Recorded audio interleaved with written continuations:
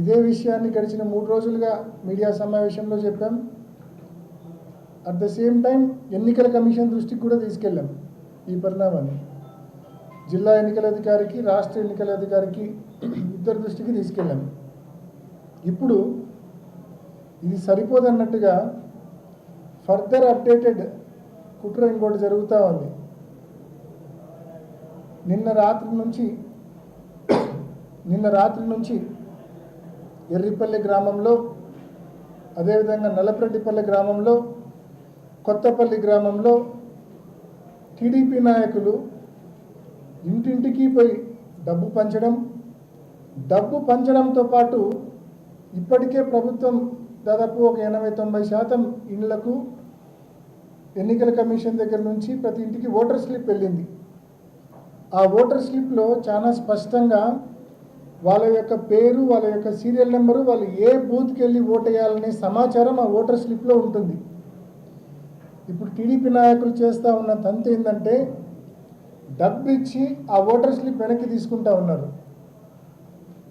ఆ voter slip వెనక్కి తీసుకోవడంతో ఆ ఓటర్ పరిస్థితి ఏంటంటే తన ఓటు ఎక్కడ ఉందో తెలియని పరిస్థితి ఆ ఓటర్కి ఏర్పడుతుంది. అంటే ఆ ఓటర్ స్లిప్ లేకపోతే ఆ ఓటర్ స్లిప్ వెనక్కి ఇచ్చేస్తే ఇప్పటికే పోలింగ్ బూత్లన్నీ కూడా మారిపోయినాయి. అస్తవ్యస్తంగా పోలింగ్ బూత్స్ మారిపోయిన పరిస్థితి మనం చూసినాం ఇప్పటికే. దానికి తోడు ఇప్పుడు ఓటర్ దగ్గర ఓటర్ స్లిప్ లేకపోతే. ఆనందసాగర్ గారు, అవినాష్ రెడ్డి గారు చెప్పింది విన్నారు కదా. ఎక్కడైతే వైఎస్ఆర్ కాంగ్రెస్ పార్టీకి బలం ఉందో కొన్ని ఊరి పేర్లు కూడా చెప్పారు. ఎర్రిపల్లి, కొత్తపల్లి, ఇంకా చాలా పేర్లు చెప్పారు. అక్కడ ఏమి చేస్తూ ఉన్నారు, అధికారుల సహాయంతో మీ పార్టీ నాయకులు ఏ రకంగా పోల్ మేనేజ్మెంట్ చేస్తూ ఉన్నారు అనేది ఆయన ఆరోపించారు. మీ కామెంట్ ప్లీజ్. ముందుగా మీకు ప్యానెల్లో ఉన్నటువంటి పెద్దలకి హృదయపూర్వక నమస్కారం అండి. నమస్తే. ఈ ఎన్నిక జరగడం వైసీపీకి ససేమిరా ఇష్టం లేదు. వాళ్ళ అహం దెబ్బతిన్నది. ఇందులో పులివెందుల్లో ఎన్నికలు పెడతారా మీరు, పులివెందుల్లో పోటీ చేస్తారా మీరు, మాకే ఎదురొస్తారా, అడ్డంగా వేసి పారేస్తాం అనే స్టైల్లో వైసీపీ మాట్లాడుతుంది. పులివెందుల చరిత్ర తీసుకుంటే, జడ్పీడీసీ చరిత్ర తీసుకుంటే 1995 నుండి మొన్న 2021 వరకు అక్కడ ఎన్నికలు జరగలేదు. 5 సాధారణ ఎన్నికలు ఏకగ్రీవమైంది. ఫస్ట్ టైం ఈవేళ అక్కడ ప్రజాస్వామ్య ప్రక్రియకు తెలుగుదేశం పార్టీ పునాది వేస్తుంది, ఎన్నికలు నిర్వహిస్తుంది. ఎన్నికలు లేకుండా మేము బీఫారం లాక్కునో లేదా స్క్రూటనీలో డిస్క్వాలిఫై చేసో ఎలక్షన్ లేకుండా చేసి మా ఖాతాలో పులివెందులు మేము వేసుకోలేదు. కొన్ని సమస్యాత్మకమైనటువంటి పోలింగ్ బూతుల్ని మార్చే అధికారం ఎన్నికల కమిటీకి ఉంది, ఎన్నికల కమిషన్కి ఉంది. ప్రజలు కంప్లైంట్ ఇస్తే తప్పకుండా ఆ బూతుల్ని మార్చాల్సినటువంటి పరిస్థితి ఉంది. పులివెందుల్లోనే కాదు, రాష్ట్రంలో ఎక్కడైనా సరే. మా దగ్గర తూర్పుగోదావరి జిల్లాలో ముమ్మిడివరం నియోజకవర్గంలో పల్లం అనే ఒక గ్రామం ఉంది. ఆ గ్రామంలో 1994 సాధారణ ఎన్నికల వరకు ఓటర్ వెళ్ళి ఓటేసుకునే పరిస్థితి ఉండేది కాదు. ఆ గ్రామ పెద్దలు ఇద్దరు కూర్చుని అక్కడ వాళ్ళకి ఏ పార్టీ ఇష్టమైతే ఆ పార్టీకి ఓటేసి బయటికి పోలింగ్ అయిపోయిందని చెప్పి అధికారులు పంపించేసేవారు.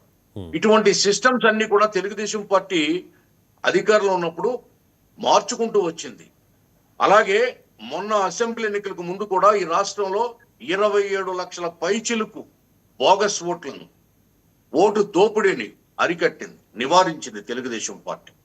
రాహుల్ గాంధీ ఈవేళ మాట్లాడుతున్నాడు, కానీ 2.5 ఏళ్ల ముందే ఈ ఓటు దోపిడీ జరుగుతుంది, దొంగ ఓట్లు, బోగస్ ఓట్లు తీసుకొచ్చారని చెప్పి పోరాడింది తెలుగుదేశం పార్టీ. వాటిని తీసి వేయించింది తెలుగుదేశం పార్టీ. ఇక పులివెందుల చరిత్రకు పోతే జగన్మోహన్ రెడ్డి తాత, నాయనమ్మ వాళ్ళిద్దరూ ఆ పులివెందుల పంచాయతీ వార్డు మెంబర్లుగా పోటీ చేసి ఓడిపోయారు. వాళ్ళేమి జగజ్జేతలు కాదు. వాళ్ళు అక్కడ ఎన్నికలు ప్రజాస్వామ్య పద్ధతిలో జరిగితే ఎవరు విజేతలు? ఎవరనేది రాజారెడ్డి ఓడిపోయారండి. రాజారెడ్డి వార్డు మెంబర్ గా పోటీ చేసి, రాజారెడ్డి భార్య కూడా, ఆవిడ పేరు నాకు తెలియదు, ఇద్దరు ఓడిపోయారు. అది ఓటమి చరిత్ర వాళ్ళది, అక్కడ ఉంది ఓటమి చరిత్ర. కానీ తర్వాత ఏమైందంటే దాన్ని వాళ్ళ కబంధ హస్తాల్లోకి తీసుకున్నారు. వాళ్ళ నిరంకుశత్వంలోకి వెళ్ళిపోయింది.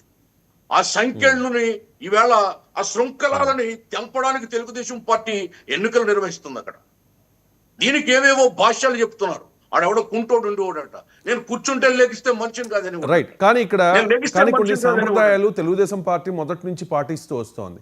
ఎక్కడైనా ఒక ఇంకా ఒకటి క్యాండిడేట్ రవిశంకర్ గారు, ఒక నిమిషం అండి, రవిశంకర్ గారు ప్లీజ్ లెట్ మీ కంప్లీట్. ఇప్పుడు తెలుగుదేశం పార్టీ ఎంత ప్రజాస్వామ్యబద్ధంగా ఉంటుందంటే, నీటి సంఘాలు తీసుకొచ్చింది, విద్యా కమిటీలు తీసుకొచ్చింది, ఆ రెండిట్లో కూడా ఎన్నికలు పెట్టింది తెలుగుదేశం పార్టీ. అంటే ఎన్నికల ప్రక్రియకు, ఎన్నికల విధానానికి, రాజ్యాంగానికి, ప్రజాస్వామ్యానికి బద్ధమైన పార్టీ, విరుద్ధమైన పార్టీ వైసీపీ పార్టీ. అందుకే సొసైటీల్లో పిఎస్సిఎస్ లో ఎన్నికలు రద్దు చేసి నామినేషన్ విధానాన్ని మనం తీసుకొచ్చిన డైవర్ట్ వాళ్ళు. అవుతూ ఉన్నాం. నేను అనేది ఏంటంటే, తెలుగుదేశం పార్టీ ఒక మంచి సాంప్రదాయం ఉండేది. మీ పార్టీలో ఎవరైనా ఒక ప్రజాప్రతినిధి, ఐ మీన్ ఎవరైనా చనిపోతే వాళ్ళ కుటుంబం నుంచి ఎవరైనా పోటీ చేస్తే పోటీకి పెట్టేవాళ్ళు కాదు. కానీ ఇప్పుడు జస్ట్ ఒక ఏడాది కూడా లేదు ఇంకా టెన్యూర్, వాళ్ళ ఫ్యామిలీ నుంచే మహేశ్వర్ రెడ్డి గారి అబ్బాయి హేమంత్ రెడ్డి అనుకుంటా, హేమంత్ రెడ్డి పోటీ చేస్తూ ఉంటే మీరు బీటెక్ రవి గారి వైఫ్ లతారెడ్డి గారిని అక్కడ టీడీపీ అభ్యర్థిగా పెట్టారు. ఆ సాంప్రదాయం నుంచి పక్కకి ఎందుకు వెళ్ళినట్టు? అది పులివెందులు కాబట్టి ఆ సాంప్రదాయం నుంచి పక్కకి వెళ్ళారా? జగన్ ఇలాకా కాబట్టి, వైఎస్ కంచుకోట కాబట్టి దాన్ని కొట్టాలి అని మీరు డిసైడ్ అయ్యారా? దీని ఒక ప్రెస్టేజ్ అంశంగా ఎందుకు తీసుకున్నారు అంటే ఏం చెప్తారు? రవిశంకర్ గారు, మీరు చాలా అభ్యుదయవాది. మీరు ఇది ఒక ప్రజాస్వామ్య ఎన్నికల ప్రక్రియలో సంప్రదాయాలు ఉంటాయా? ఉన్నాయి కదా చాలా సందర్భాల్లో. అలా కాదండి, వారసత్వం, సంప్రదాయం ప్రజాస్వామ్యానికి గొడ్డలు పెట్టి కదా. అవునండి, కరెక్టే. కానీ ఆ సాంప్రదాయం గతంలో తెలుగుదేశం పార్టీ ఫాలో అయింది కదా. తీసుకొచ్చారు. ఏం సార్, ఏమండి? గతంలో ఆ సాంప్రదాయాన్ని టీడీపీ ఫాలో అయింది కదా. అది వేరే, అక్కడ అది వేరే ఏ స్థానమైనా, అది వేరే ఏ స్థానమైనా బహుశా టీడీపీ చాలా లైట్ తీసుకునే అవకాశం ఉంది. అది పులివెందులు కాబట్టే ఇంత సీరియస్ గా తీసుకున్నారా? కాదండి. తెలుగుదేశం పార్టీ ఆఖరికి వార్డు మెంబర్ ఎన్నికలు కూడా ప్రెస్టీజియస్ గా తీసుకుంటుంది. మా ఎన్నికలు మా పార్టీకి ఊపిరి, ప్రాణం. ఎన్నికల మీదే ప్రజాస్వామ్యంలో విజేతలు ఉంటారు. యునానిమస్ చేసుకుని, కాంప్రమైజ్ చేసుకుని, లేకపోతే బీఫారాలు లాక్కుని మొన్న ఎన్నికల్లో చూసాం. 2021 పంచాయతీ ఎన్నికల్లో వందలాది పంచాయతీలు యునానిమస్ అయినాయి. బద్వేల్లో మీరు నిలబడలేదు కదా, భారతీయ జనతా పార్టీ మాత్రమే నిలబడింది కదా. అదే చెప్తున్నాను సార్, సందర్భాన్ని బట్టి, ప్రాంతాన్ని బట్టి, సమస్యలను బట్టి పోటీలు ఉంటాయి, పార్టీల ఇష్టాయిష్టాలు ఉంటాయి. లేదా అప్పుడు పొత్తు కన్ఫర్మ్ అవ్వలేదు కదా. పులివెందుల్లో ప్రజాస్వామ్యం తీసుకెళ్ళాలి, పులివెందులకు ప్రజాస్వామ్యం రుచి చూపించాలి. ఎవరు ఓటు వాళ్ళు వేసుకునే నిజాయితీ ఎన్నికల్ని అక్కడ జరిపించాలి. అసలు మీరు అంటున్నారు ఆయన మొన్న ఏకగ్రీవం అయ్యాడా? చనిపోయిన ఆయన ఎన్నిక కాబడ్డా? ప్రజలు ఓట్లేసి గెలిపించారా? చూడండి ఒకసారి. ఏకగ్రీవం. మరి ఆయన ప్రజలు ఎన్నుకున్నారా? ఆయన్ని ఎన్నికలతో ఓటేసి ఎన్నుకున్నారా? ఎందుకు పోటీ పెట్టకూడదు? మేము మీరు బలంతో, అధికార మదంతో మీకున్న అధికారాన్ని ఆ రోజు దుర్వినియోగం చేసి మీరు ఎన్నికల్ని ఏకగ్రీవం చేశారు. వందలాది జడ్పీటీసీ ఎన్నికల్ని ఏకగ్రీవం చేశారు. ఏకగ్రీవమైన పంచాయతీలకి తాయిలాలు ఇస్తానన్నారు, లక్షలు ఇస్తామన్నారు. ఇచ్చారా? ఆ పంచాయతీ డబ్బు కూడా అర్ధరాత్రి దోచుకున్నారు. ఏమిటండి వాళ్ళు మాట్లాడతారు?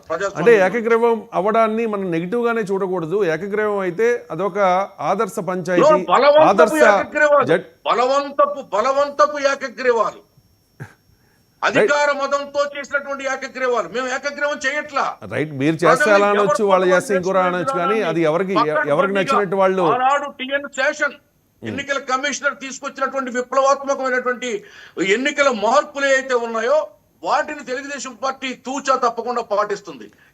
రాంబాబు ఇంకో ఎలిగేషన్ చేశారు. ఒక్క నిమిషం అండి. హామీలు నెరవేర్చట్లేదు, కూటమి గ్రాఫ్ పడిపోలేదు అని చెప్పుకునే ప్రయత్నంలో భాగంగానే పులివెందుల్లో అక్కడ ఇదంతా చేస్తూ ఉన్నారు, ఖచ్చితంగా గెలవాలని చెప్పి కుట్ర చేస్తూ ఉన్నారు అని చెప్పి. మీ గ్రాఫ్ పడింది అనేది